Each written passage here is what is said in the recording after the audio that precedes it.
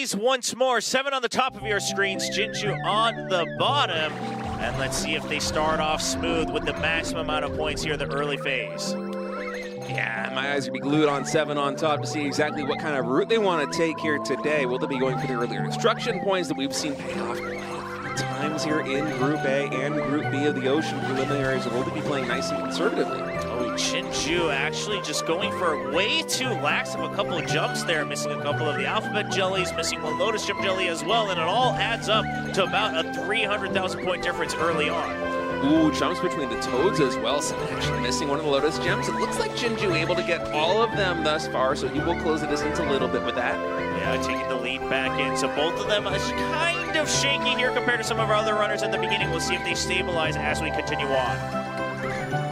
And I think the destruction points are going to be the most important thing. I'm very curious what the line these players take is going to be because, hey, say you're playing a little bit shaky here in the very early stages. Yeah, Rainbow Bear Jelly being missed by Jinju there in between the spikes. He is able to get the second one, and 7 secures that extra obstacle that we see some of the players go for up top, so he's going to be able to keep the lead here in the early phase. Yeah, very well played there by 7. Now continuing on to the next area, 7 a little bit faster here on our screens. We'll try to see if he's able to continue with the lead. Another Lotus Gem getting missed here from Jinju. It's going to start to add up, 1 or 2 of these, starting to add up to 2 or 3, then it's 4 or 5, and then it's 1 million, 2 million point differences. Yeah, it certainly does seem to compound here in the early game, but 7 is also not playing exactly perfectly. It's their first match on stage today, and so you can see that they're both a little bit shaky. 7 occasionally missing 1 or 2 Lotus Gems. As now we go to lily pads. A lot of players like to skip one of the Lotus Gems just for safety and security. We see 7 do that on top. We also saw Jinju do that on bottom. So both of them -1 here. Actually going to be -2 for 7.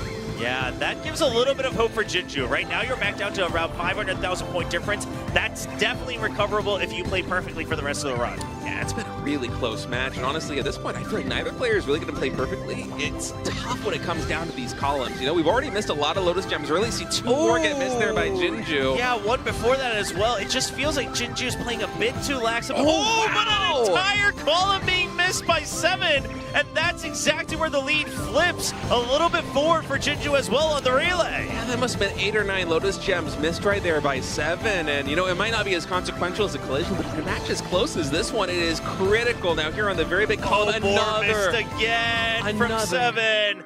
Oh no, those drops, they're such important drops, and Jinju's still missing 1 or 2 though. So this might actually come down to a closer difference than we thought because Jinju continued to play more lax on some of these jumps, but 7 missed the big bulks that we always talk about here on this map. Yeah, I can already see that Jinju missing a Lotus Gem here and there. It has closed the distance a little bit now to 1.4 million, but 7, he's going to have to make some magic happen if he wants to come back in this one. There really aren't too many big point opportunities to gain here over your opponent. You got to be so clutch. Yeah, we'll just have to see. 7 just has to play as perfectly as possible, and then it just comes down to does Jinju continue to miss 1 or 2 on every single section? Ooh. Okay, both of them. 4 yellow bears got missed there by Jinju on the bottom. True. So that lead is considerably going down. Still a nice buffer of 1.2 million here in the later stages of this map, but 7 is starting to close it up. Yeah, not much left. Both of them playing safe, going for the extra jump before the transformation into phase 3, and I don't know if it's going to be enough. The last row of Lotus Gem Jellies, they both collect all of them, and it's going to be just 1 million difference for Yote representing Korea. Let's get down to business. It's time for the destruction points, and already those activations coming in. Going through that first phase, now it comes down to the 3 charges you get off of the Tiger. You have to use them with a single jump. And of course, you want to make sure you maximize how you use them. You have to take some risks as you get right by the obstacles, just like we did see there. 7 using it at the same time as well. Yeah, it's very tricky going for that, as we saw earlier today. I think 2 collisions on Boiling Village already thus far today. As Yote and 7, it seems like they're able to get past it without too much trouble.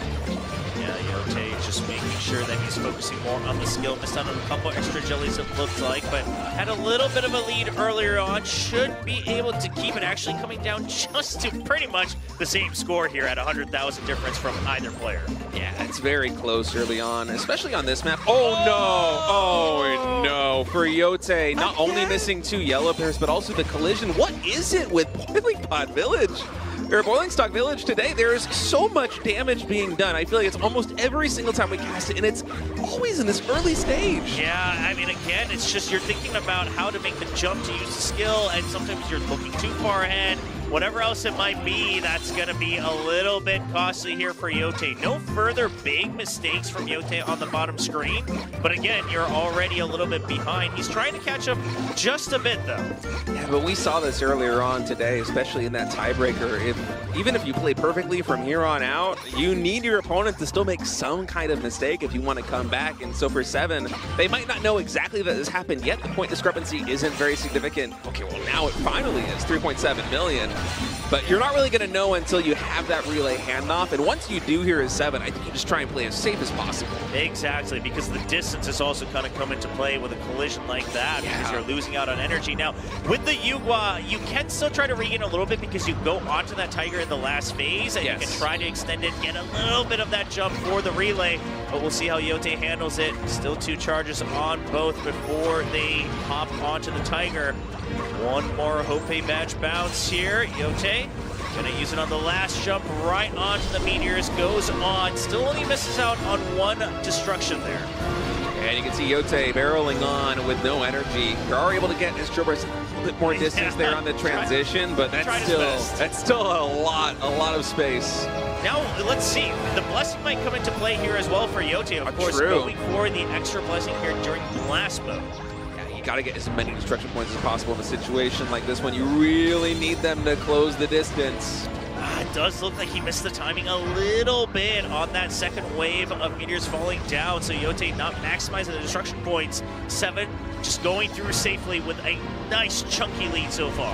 Yeah, 7 at 11 million knows that something went wrong on Yote's side of the stage. And right now, just confirming some more of these, dodging the obstacles, making sure they take no damage.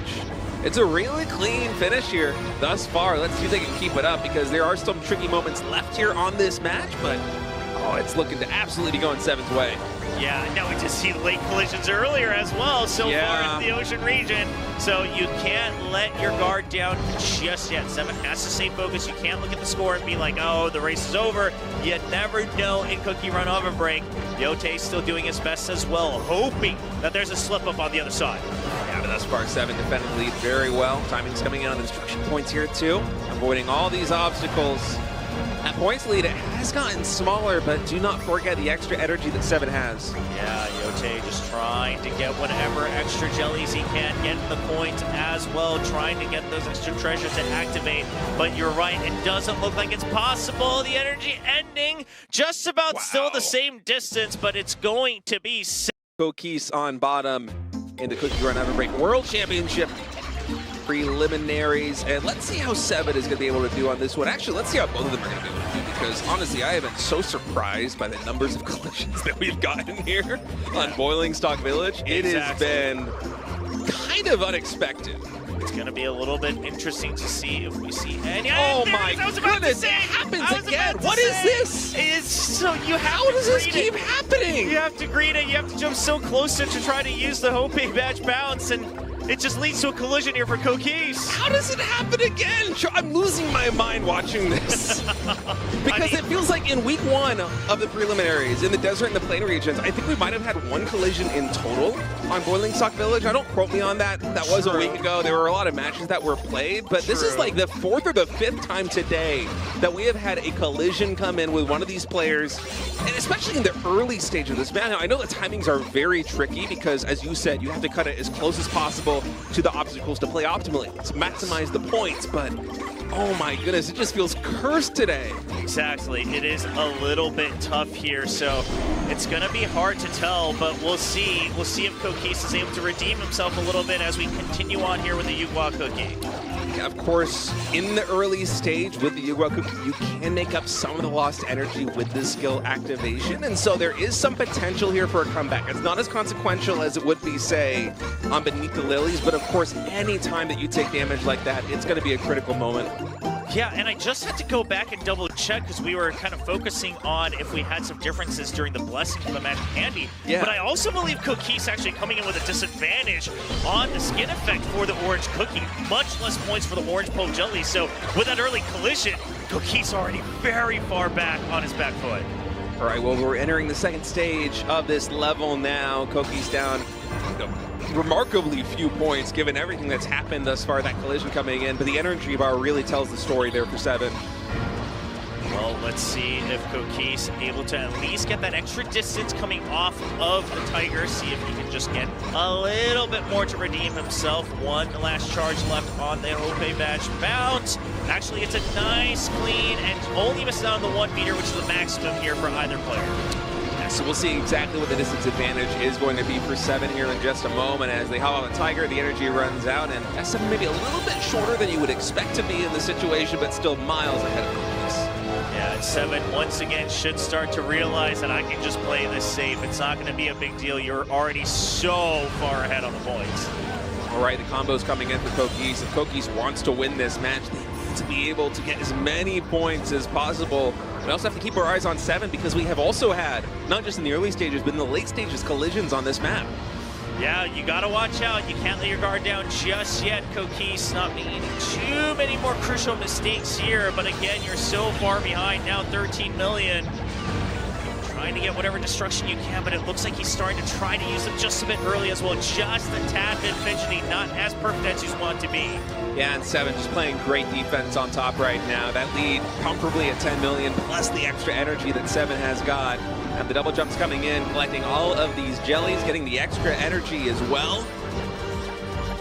Now still sitting at 10 million lead here for 7. Probably glancing at that, realizing that I just have to make sure I'm not really hitting any collisions and I should be okay. Just don't save up those charges for the skill here for the Orange Cookie. It's gotta just be a nice, safe game right here as 7. Saving actually one of those points. Okay, now finally uses it. It actually is Cookie's saving one of those destruction points. So finally the skill activation comes in. That does lower the lead a little bit here. It's still 5 million with basically nothing left, Joker. Yeah. I think 7's done it again. Yeah, not able to get the full distance jump for representing Thailand on the bottom screen. Of course, both starting with the Vampire Cookie. Yeah, Vampire Cookie to start things out. Pass-through is going to be absolutely critical here in this first map. Yep, able to get that last pass-through as well for both. So staying very close to the points so far. And of course, it's a very tricky map with all the zip lines. You got to jump up and down. Timing's very tricky. The paths forward can be very tricky, but in the early game, looking really good. Jungdex just a small lead there with pass-throughs. Yeah, and Jungdex again specifically talked about being able to utilize that aspect of the Vampire Cookie very confidently coming in. So we'll see. It did look like he actually missed a couple extra star jellies and giant star jellies as well. So giving the lead now over to 7.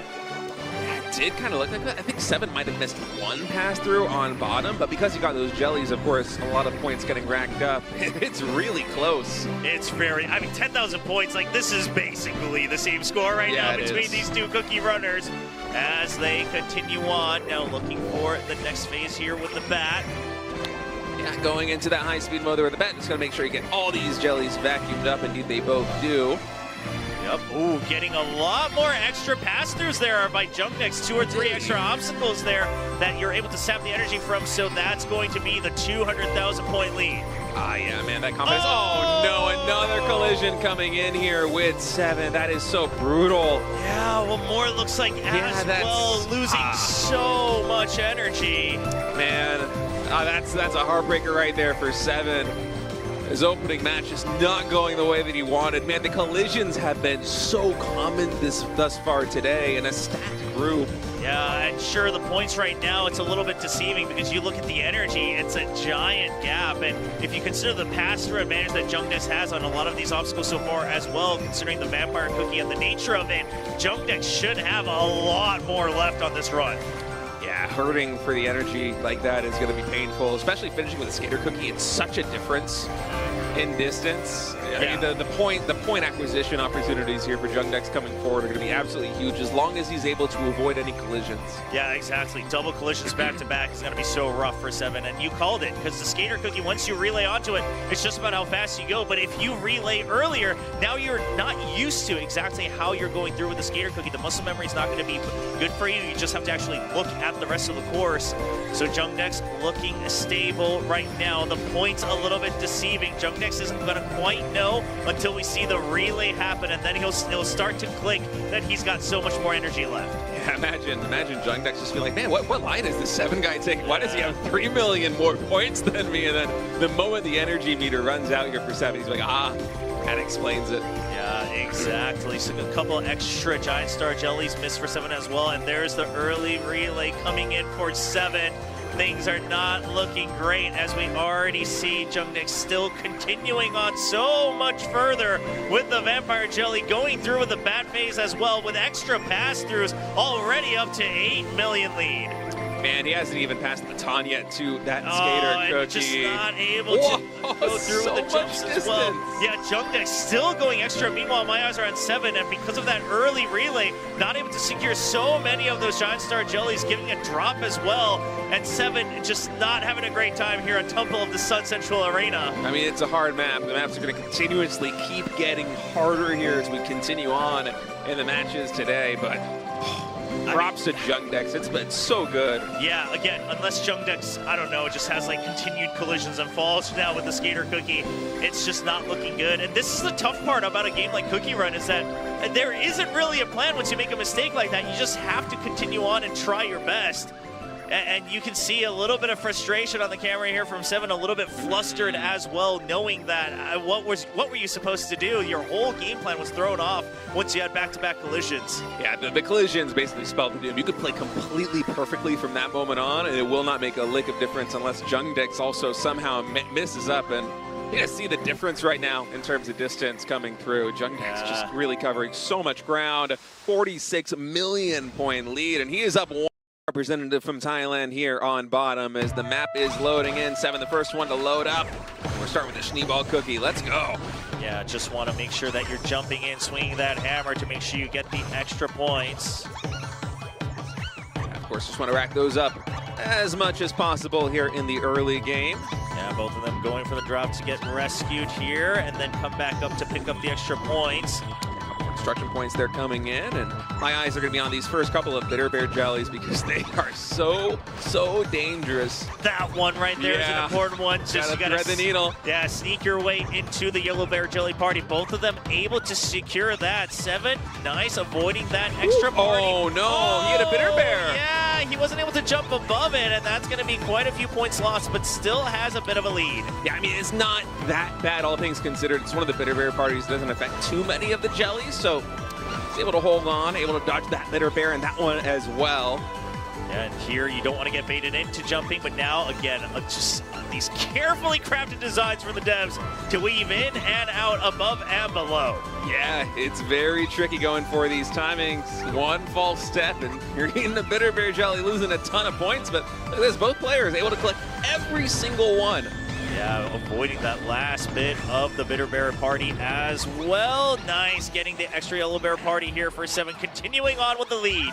Yeah, it's looking really good. As long as we don't have any more connections here on the Bitter Bears for 7, I'm feeling pretty confident in their chances thus far, but no lead is safe, not even a 500,000 point one. No, that's still so small. Anything could change. Again, it all just comes down to whoever's making a mistake at this point. Taking it saved here with the blast mode, just making sure that you're staying calm. You don't have to panic here. There you go, both of them jumping over it. Yeah. They're gonna skip the first jump here with the Schneeball, making sure that they're still able to get the gold comet at the end. Yeah, you can skip one of those jumps there with a Schneeball and still collect it. And they're actually finishing at just about the same time, 500,000 point difference. This is so close as we pass on the Cookie. Exactly. Now on to Cream Puff Cookie. Both of them getting that extra jump on the relay as well. Still sitting at about a 500,000 difference. Once again, threading the needle for both players as they continue on with extra Yellow Bear Jellies. Yeah, and it's dangerous too because in a match like this one, where the score is so close, you want to go for every single jelly. And that's going to bring you dangerously close to these Bitter Bears. Yeah, oh my gosh, it's 7 still holding on to the lead. You gotta imagine at some point the pressure starts to get to you, knowing that you just cannot afford a mistake. That's what cost you that first map win. These Bitter Bears dropping down now. Oh, that's another collision! A bit of a panic jump on the drop, trying to make sure he doesn't go too far below. The later part Bitter Bear Jelly parties aren't gonna matter, but he's just not going to get the distance. 7 knows the match is over as Jungdex continues on